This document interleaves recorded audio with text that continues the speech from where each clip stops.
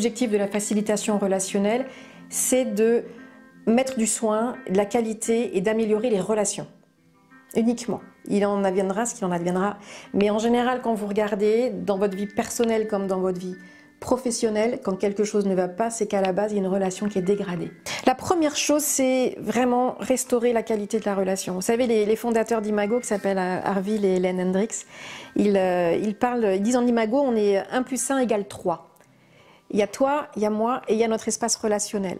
Et c'est vraiment l'espace relationnel qui est important. Et c'est là-dessus qu'on va beaucoup travailler.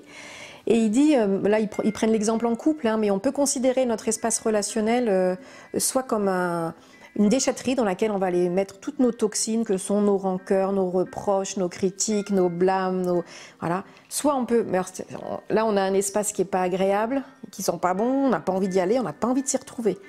Ou on peut considérer cet espace, ils disent, comme un jardin qu'on va venir entretenir, on va amender les sols, on va y mettre des fleurs, on va apporter des engrais, et ça c'est c'est toute la positivité qu'on peut y mettre, c'est la gratitude, c'est les compliments, c'est voilà.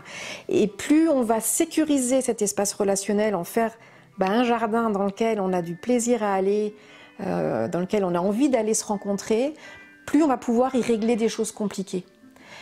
Il y a des couples qui désertent complètement l'espace relationnel. Ça peut être une déchetterie, ça peut être un jardin, ça peut être un no man's land. En fait, quand on est vraiment en nous-mêmes, qu'on est axé en nous-mêmes et qu'on est uniquement là et pas dans les interprétations, dans les attentes des autres, de la société, c'est là le bonheur.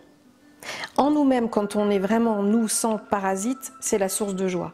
Après, il y a plein de gros cailloux qui viennent la boucher. Et moi, dans mes facilitations, je vais aider les gens à enlever les gros cailloux petit à petit et à aller reconnecter cette source de joie. Et un des critères, enfin moi je sais que mon accompagnatrice, elle me dit tout le temps, est-ce que ce que tu fais ou cette relation, ou est-ce que ça porte du fruit? Et un des critères de base, c'est est-ce que ma relation, est-ce que mon action porte du fruit? Le fruit, c'est la joie. On dit la recette du bonheur, mais quoi? Le bonheur, c'est quoi? Le bonheur, c'est être serein et c'est être joyeux, c'est être heureux, quoi. C'est être... oui. Donc voilà, donc la recette, c'est d'apprendre petit à petit à enlever des gros cailloux. La vie est bien faite, elle nous en remet régulièrement, hein, pour s'assurer qu'on va bien les réenlever et bien aller confirmer ce qu'on a trouvé de nous-mêmes. Mais et du coup, je suis aussi formée à la psychologie positive, qui permet d'avoir un regard sur la vie, de aussi honorer déjà tout ce qui va bien dans notre vie et pas être dans l'attente que ça aille mieux, mais prendre conscience et honorer tout ce qu'on a déjà aujourd'hui. Ce sur quoi je porte mon attention se renforce, ça c'est de base. Donc si je passe mon temps à voir ce qui ne va pas dans ma relation ou dans ma vie, ça va prendre toute la place. Mais si j'apprends à voir déjà tout ce qui va bien, même si ce n'est pas encore la panacée, même ça peut être mieux. Si j'apprends à le voir, si j'apprends à le dire, si j'apprends à dire merci, si j'apprends aussi, et même dans les entreprises, l'autre jour j'étais avec un manager qui me dit non mais telle personne c'est impeccable, il n'y a rien à dire. Ben si, en fait, il y a beaucoup à dire. Et ce serait bien de le dire avec autant de mots, de force et de conviction qu'on peut dire quand ça ne va pas.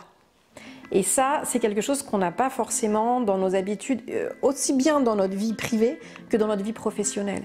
Et pouvoir dire à quelqu'un, merci pour ce que tu as fait, là tu as vraiment été super sur ce dossier, ça m'a aidé, ça m'a soulagé, mais c'est tellement important, on a besoin de sens et de reconnaissance. Et apprendre à voir ce qui va bien, à l'honorer et à le nommer, c'est fondamental aussi. Ouais.